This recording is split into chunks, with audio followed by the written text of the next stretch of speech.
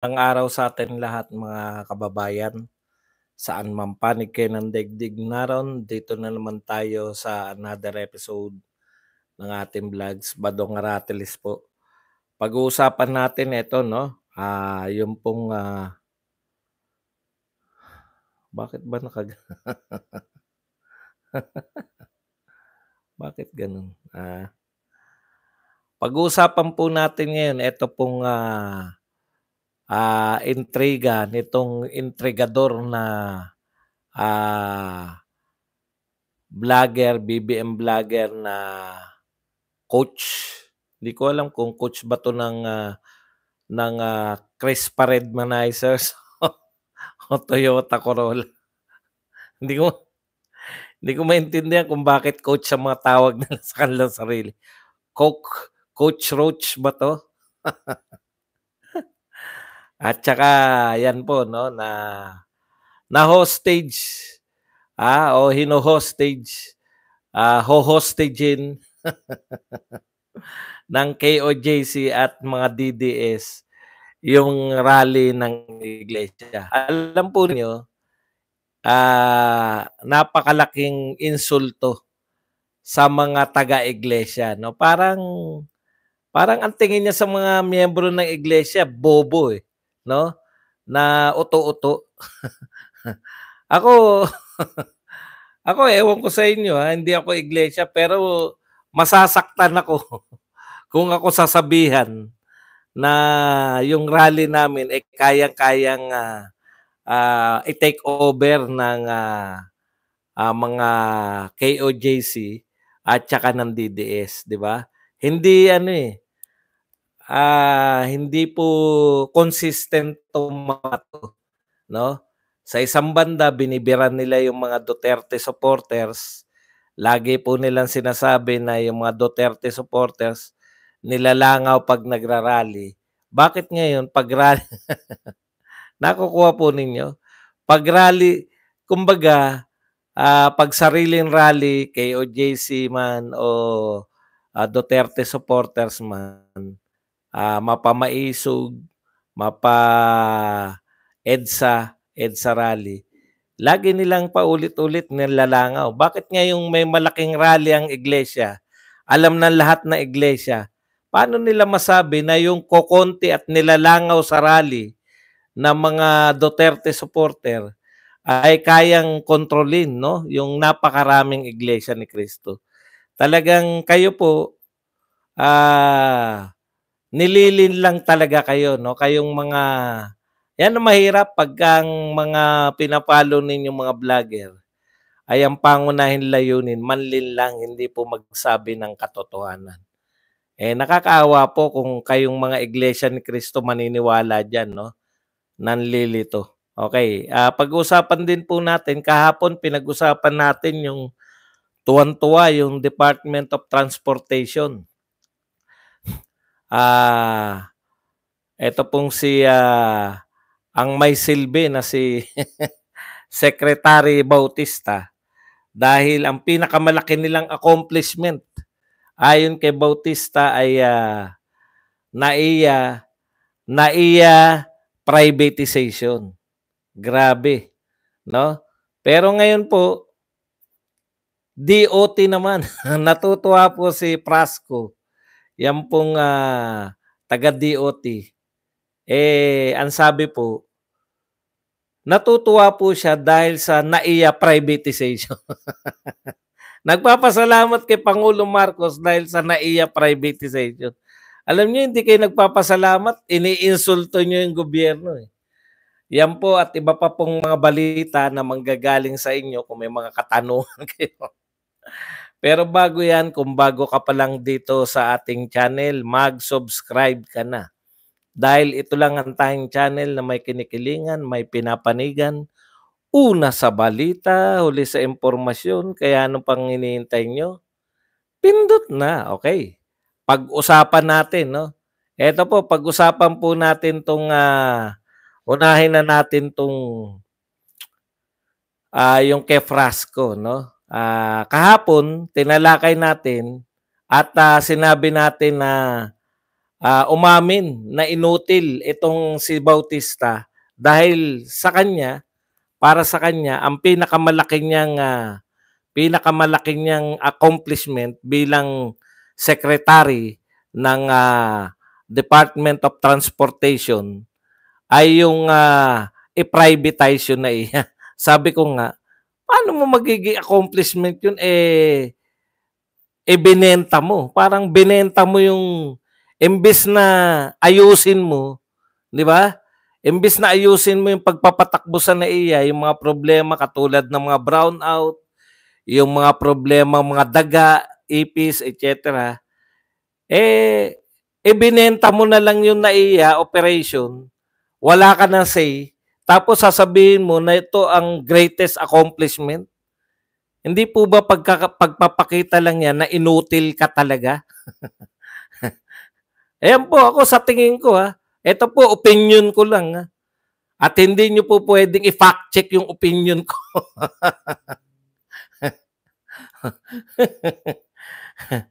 Ayun po yun, no? Kaya ito, grabe, kung ang accomplishment mo ay hindi mo ginawa, inutil ka. Kasi accomplishment ba yun? Yung binenta ko na yung NAIA kasi hindi namin kayang patakbuhin ng maayos eh.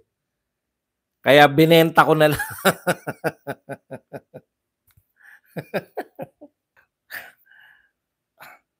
Ngayon, eto na naman po si Prasco, DOT lang, DOT lang.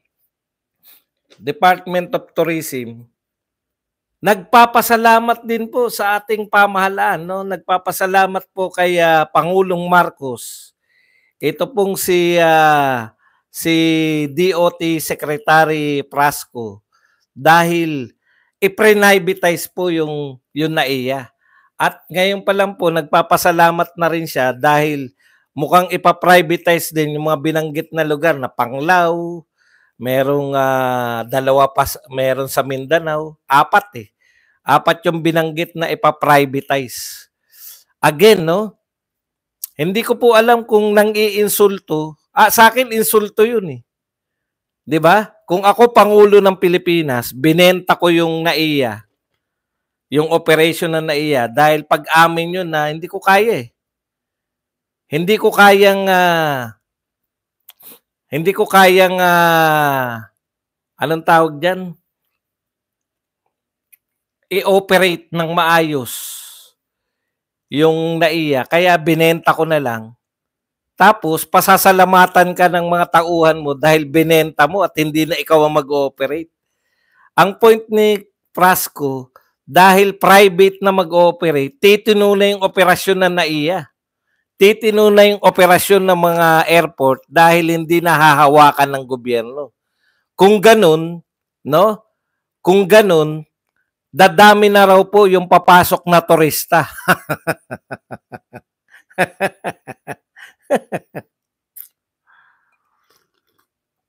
Kaya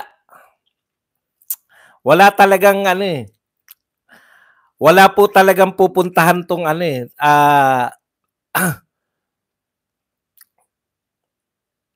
pupuntahan tong gobyerno natin kasi yung mga pinagmamalaki nila hindi naman po proyekto ng gobyerno. In fact, kapabayaan po ng gobyerno 'yan. Kaya pala same thing, no? Ngayon hindi na ako nagtataka na yung mga nagpakawala ng mga daga diyan. Kita nyo, wala na mga daga ngayon. Wala na yung mga surot. Same thing. Ngayon na nangyayari diyan sa may Panglao. Nag-iigib ng tubig. Pero mo kung may turista diyan, nag-iigib ka ng tubig. Pinapakita po nila nung kapalpakan ng gobyerno na hindi kayang pangalagaan, kaya para maging katanggap-tanggap sa mga tao na ipa-privatize yung mga airport natin. Ngayon, panayam-puri nila sa privatization na parang napakaganda na nangyari sa privatization. Sa akin po, palpak po yun eh.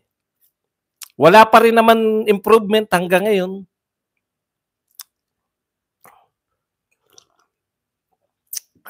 Ganyan po yung sinasabi ko na non-achievement pero kaya nilang ipagmalaki. Ano po yung point dito ni Prasco? Dahil sa NAIA, gateway, private na ngayon, maayos na, therefore, dadami na yung turista. Pero ano po yung report? Hindi niya po maparami yung turista. Kahit na sa buong mundo, mayroon tinatawag na revenge tourism. Dahil sa tagal po na nakakulong yung mga tao, no? Sa tagal po ng pagkakakulong natin dahil sa COVID, hindi tayo makapaglakbay. Ngayon po yung revenge tourism. Halos lahat po ng mga tourist countries, nag-boom po yung turismo nila. Maliban sa Pilipinas. Bakit? Ito ang uri ng gobyerno natin. Yung mga pinagmamalaking achievement, wala talaga. As in, wala talaga. Ano po ang pangunahin nilang pinagmamalaki? Ayuda. Nakapamigay ng ayuda. Maayos yung pamamahagi ng ayuda. Pero ano po resulta ng pag-focus natin sa ayuda? Lahat po ng ekonomista, lahat po ng mayayamang bansa, no? Lahat po nagsasabi, walang yumamang bansa dahil sa ayuda. Ito po patunay, pinakamaraming mahihirap na Pilipino ngayon for the last 21 years. So dinaig pa ni Bongbong Marcos 21 years. Sino presidente nun? 6 years kay Digong, 6 years kaya Pinoy, daig pa. Mas marami pang mahirap ngayon kaysa nung panahon ni Pinoy. Ayun pala yun. Ang improvement daw, huwag kang sinungaling Badong, may improvement sa airport, hindi mo lang napapansin. Tumaas ang singil sa airport. Private. Okay? Punta po tayo dito sa rally, no? Nakakatawa po. Ito po ang panawagan ng Iglesia ni Cristo, no? Alam niyo po, tama yun pwede po kami mag-create ng sarili namin rally. Hindi nga lang po sa ine-expect natin na kasindami ng iglesia. Hindi po namin kaya yung, sa ngayon hindi po namin kaya yung Quirino Grandstand. Pero, bakit ba nariyan pupunta dyan yung mga DDS at pupunta yung KOJC? Diba? Kung papansinin nyo po, may malaki pong karatula. Si Marcoleta na isang INC at saka si Pastor Apollo Kibuloy na merong na KOJC, di ba? Malamang ano kaya yung nangyari diyan, no? Meron po silang suportahan. Si Pastor Kibuloy at to si Marcoleta. No, nagaganap. Hindi natin alam kung ano yung usapan diyan, basta ganun, politika Politika po 'yan. Besides, nagpahayag po yung KOJC. Hindi po nila sinabi na, makikihati kami. Sila po ay susuporta. Sumusuporta po sila sa rally ng Iglesia ni Cristo. Alam po ng KOJC na sila po ay sumasama sa rally ng Iglesia ni Cristo. Alam nila yun na yun po ay rally ng Iglesia ni Cristo.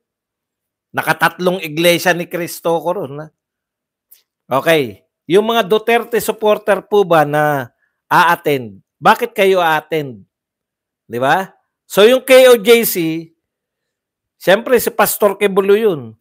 Bilang religious leader ng samahan niya, nagpahayag siya ng support. Hindi po siya nagpahayag na sasabayan natin o tayo ay magrarally rin kasabay ng iglesia na magkakaroon din tayo ng sarili nating stage, etc. Wala po. Kinikilala po sa pahayag ni Pastor Kibuloy yung pong yung pong nakikiisa sila sa rally ng iglesia. So alam po ng lahat na ito ay rally ng iglesia, no? Malinaw po yan sa mga kasapi. O ngayon, dito naman tayo sa aming mga Duterte supporter. Bakit kami sasama dyan? Una, ang pinaglalaban yan, anti-impeachment kay BP Sara. Huwag nang ituloy yung impeachment kay BP Sara. Yun po yung gusto namin mangyari. Ikalawa, sa pahayag pa lang yan, no? Sinabi na ito ay para sa kapayapaan at matatamo yung kapayapaan na yan kung ang Duterte, kung hindi itutuloy yung impeachment ni Sara Duterte. Malinaw po sa amin yung pinaglalaban ng Iglesia ni Cristo. Hindi po amin yan. O, paulit-ulit tayo dito. Kami ba ay imbitado? Di ba? Imbitado ba yung mga mamamayan? No?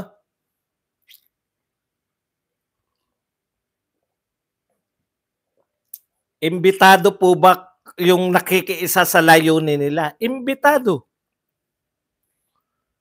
Ngayon, bakit po itong coach na tinatawag na yung vlogger na tinatawag na coach? Hindi ko maintindihan kung bakit may coach siya sa pangalan niya. Hindi ko alam kung saan nagko-coach yan. Chris Paredmanizer ba? Utex ka ba nagko-coach? Kung bakit may coach ka. Sabi niya, hostage ng KOJC at DDS. Alam mo, ito po, no? Napakalaking insulto ito para sa Iglesia ni Cristo.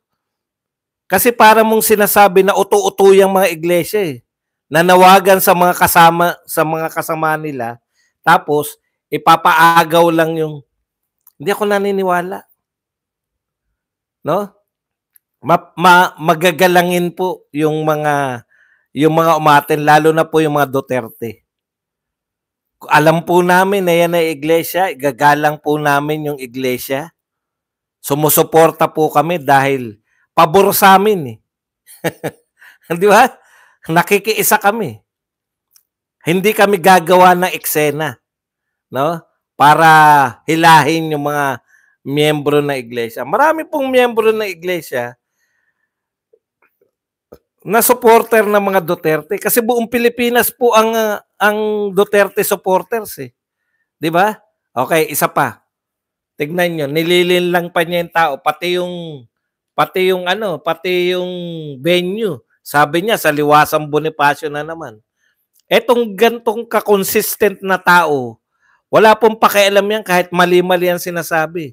Hindi ba inakusahan niya si Tunying na mali yung binabalita ni Tunying na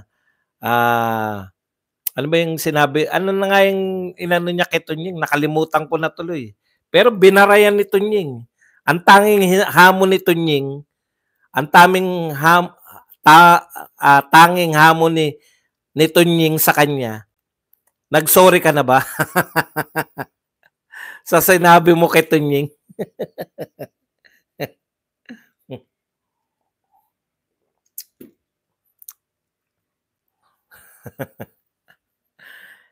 Nagtanong, iglesia daw ba ako? Hindi po ako iglesia.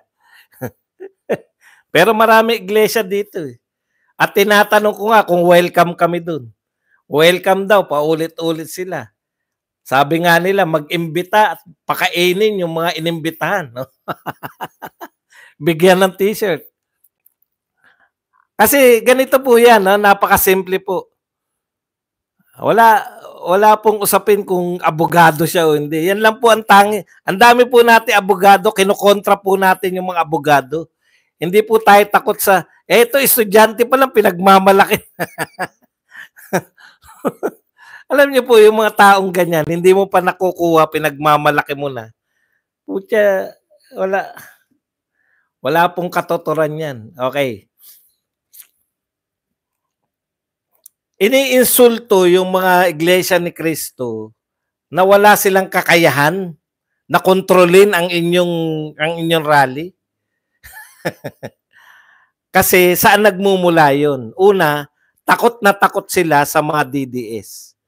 Takot na takot sila ikalawa, takot na takot din sila sa KOJC, kay Pastor Kibuloy. Di ba? O, ikatlo, mga ano sila amaze na amaze. Nakanganga pa sila. No? Nakanganga pa sila na humahanga. Mga lihim namin tagahanga yan eh. Lihim na tagahanga yan ng mga vlogger ng DDS. Sa totoo lang kasi, kung ikaw na Coach Bukbok, kung ikaw na ang pinakamagaling na vlogger ng mga BBM, may malaki talagang problema. Ibig sabihin, hindi kayo nakaka-attract ng matatalinong vlogger. Naniniwala naman ako na maaring ikaw na pinakamagaling na vlogger ng BBM. Kasi lahat kayo napaniwala ni ninyo. Lahat kayo walang question eh. Nung sinabi ni ninyo na siya ay nagdadala ng chiching sa Malacanang, hindi pumasok sa ulo ninyo na questionin yung pagkatao ni ninyo. Talaga si ninyo nagpapasok ng chiching sa Malacanang? Ang tindi. Lahat sila, as in lahat, binalita yan. Naku, maniwala kayo. Ganun po kahuhusay yan. Okay. Ang dami mo nang sinabi na yung kay Tunying na lang, dapat kung matatalino yung mga nakikinig sa'yo, yung pagbara mo na lang kay Tunying na maaaring hindi totoo yung sinasabi niya. Ano ba yung sinabi ni Tunying? Na pinabulaanan yan. Tapos nung nalaman nila na tama si Tunying, hindi man lang naghingi ng sorry. Yung sa text, no? Yung binunyag ni Tunying, text sa congressman na nakalimutan ko na. Ano na nga yun? Ano na nga ibig sabihin nun? Ano yung sinabi ni Tunying na tinext sa mga congressman ni BBM? Tapos kinu-question niya, bakit ipapadaan pa sa'yo, Tunying? Di ba? Wala na nakakaalala sa inyo. Pucha, alam ko ako lang ulyanin eh. Lahat pala tayo dito.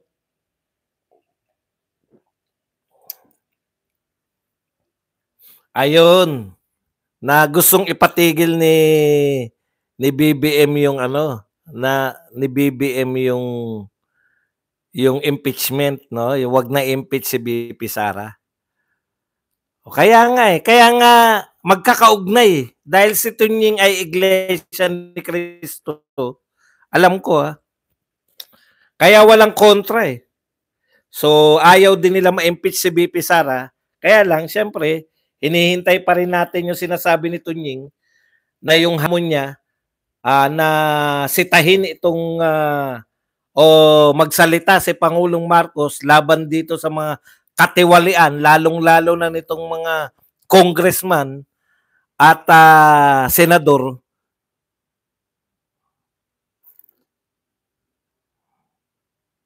Na kinakailangan magsalita si BBM laban dyan dahil kung hindi, ay tatawagin siyang konsentidor. Di ba? O, Tunying, tinawag mo na bang konsentidor? Tinawag mo na konsentidor yung amo mo? Okay. Balik tayo.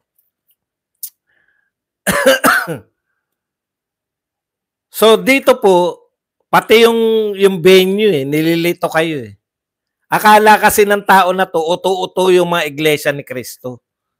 Siguro, tinatakot niya na manggugulo yung mga yan, madadama yung wag na kayong sumama. Sa tingin ko nagmi-misinform na papasukan nila ng agenda para yung rally ninyo ay madala nila bilang, at hindi lang po tong si Coach Bukbok, kaya lang siya ang binabanatan natin kasi siya yung pinagkukunan nila na impormasyon. Okay, sa madaling salita, etong mga vlogger na to, na banat ng banat sa mga, nagtataka ko sa inyo. Ito pa isa pagtataka ko dyan sinasabi ninyo na BBM vloggers kayo. Nagsalita na si BBM Nagsalita na si BBM na ayaw niya ng impeachment. Hindi ba dapat kung talagang BBM, kasi yun ang hindi ko po makuha eh. Bakit yung mga BBM vloggers hindi nakikinig kay BBM? Lalong-lalo na dyan sa impeachment. Bakit patuloy po sila na sumusuporta sa impeachment ni BP Sara? In fact, Sherry, nakauwi ka na ba? Nasa Japan ka na ba? In fact, may rally po sila. Di ba? Magrarally po sila, yung mga vloggers, para for impeachment naman kay BP Sara. Okay. Ito po ang napakalaking question sa akin. Ang linaw nung sinabi nung anchor ng Net25. Sabi nila, kami po ay magrarally dahil sinusuportahan namin, no? Sinusuportahan namin yung panawagan ni BBM na wag nang ituloy yung impeachment kay BP Sara. In support of BBM, magrarally sila. Ngayon, eto naman po mga BBM vloggers, nagtataka ko, bakit naman kayo pro-impeachment? Sino ba ang pro-impeachment? Di yung mga congressman. Sino ba pinuno ng congressman? Ayun. So sabi lang pala. Kasi kami nalilito, yung mga outsider eh. Totoo po, nalilito kami. Siguro sa kanila walang kalituhan yan. Kasi sa kanila, BBM vloggers lang tayo sa salita. Pero ang tunay na amo nila, ang tunay na sinusunod nila, si Martin.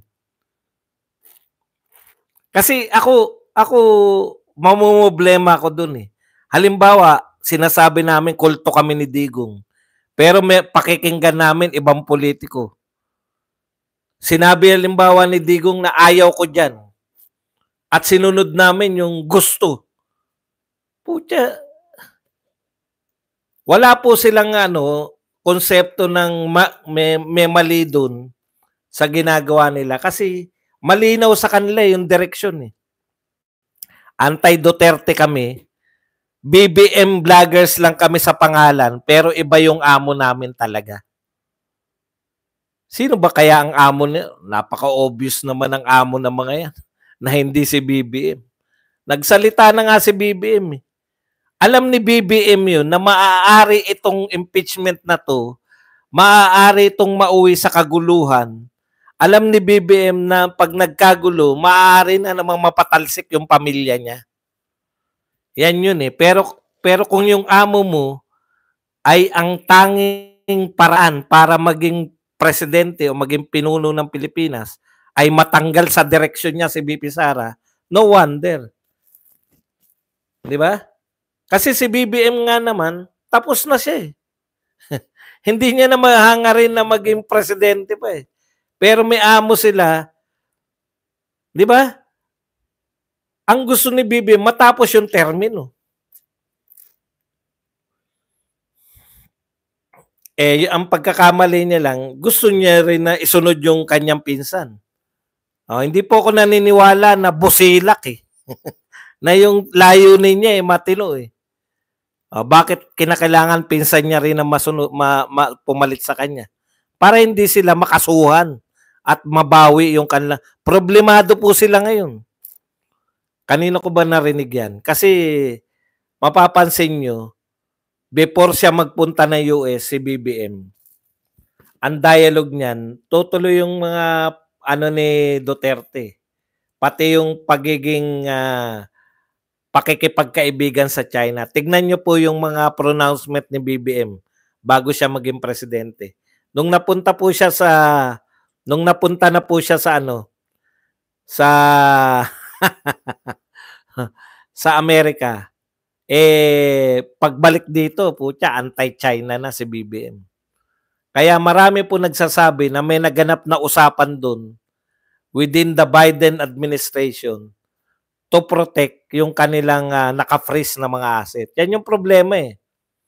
Yan yung sinasabi ko na dapat ipagbawal, no? Ipagbawal dapat ang pagtakbo, senador, kahit na posisyon. Yung may mga ari-arian sa ibang bansa. Kasi pwede kang makontrol eh. I-freeze lang yan, katulad ng ginagawa ng US. Alam nyo ba, pag prinis ng US yung ari-arian mo, hindi lang po. Yun ang problema eh. Si Trump na ngayon, nakaibigan ng mga Duterte. Si Trump na ngayon na nakaupo, nagalit sa mga droga. Alam niyo po, mas matalas po yung intelligence ng US kaysa sa intelligence nating mga, tayo nga wala eh. Wala tayo, di ba? Tayong pangkaraniwan. Kaya alam nila yung nagaganap na yan. Alam nila yan ng mga pamunuan ng US kung ano yung binibintang kay BBM, di ba? Kaya alam nila eh, may idea sila. Alam nila yan, parang, anong tawag doon? Anong tawag na nga rin yung may record yung mga lahat ng pinuno ng buong mundo, hindi lang po ng Pilipinas, sa US. Kilala nila.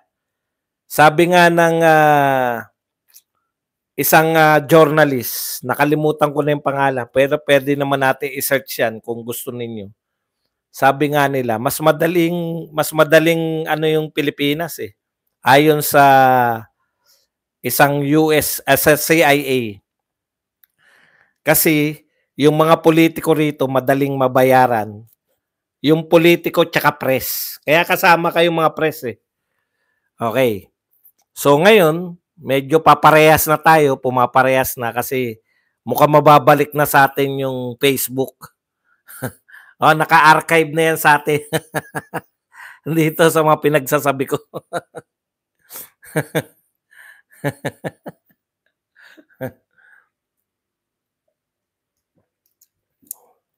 Kaya hindi magpapa-identify si Donald Trump na tropan-tropa niya si BBM. Unlike si Donald Trump kasi populist, no? Mahilig po siya sa mga leader na katulad niya na very popular. Si Duterte kasi at that time very popular siya eh.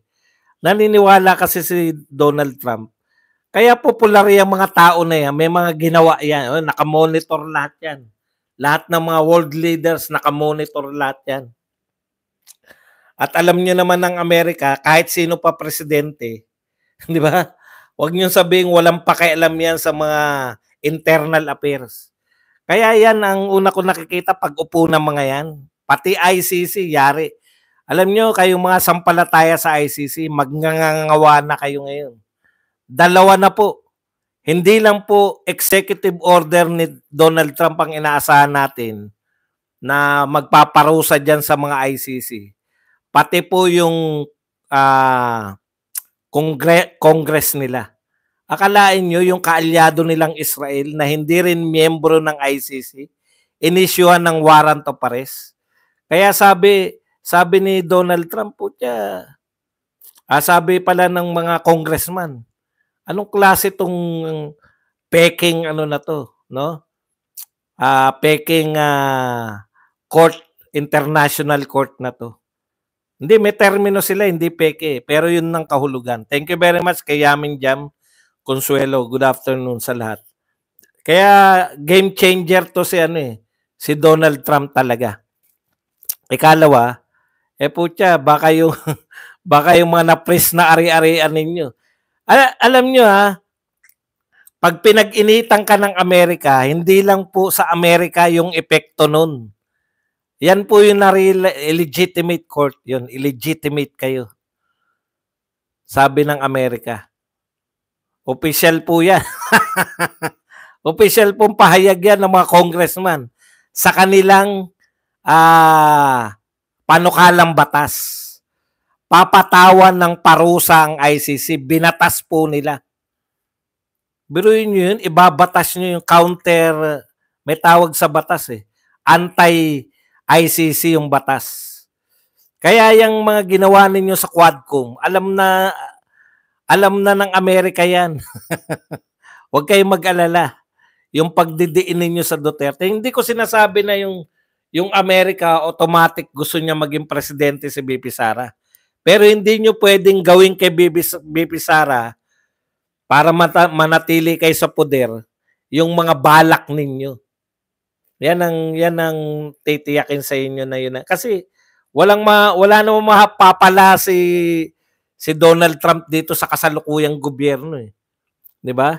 In fact, hindi ka nga inimbitahan.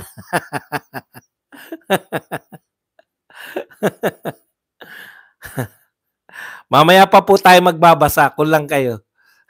Pag natapos po natin. Okay. So, eto na naman bilang pangwakas. Kitang-kita nyo na si Laila de Lima ay bahagi talaga ng propaganda eh. Yung mga dilawan, bahagi na yan ng propaganda. Tahimik po sila sa lahat ng katiwalian ng kasalukuyang gobyerno. Lahat na pumapalag eh. Puwera lang yung mga dilawan. Takang-taka sa mga dilawan. No? Thank you very much kay Noiram Onairam na nagbigay ng 100 pesos. Yan. Takang-taka ka, no? Dehin bukiki sila sa lahat. Pagbebenta ng kung ano-ano. Lahat ng katiwalian. Pati yung sa budget. Na nilaro-laro yung budget. No? Ayan.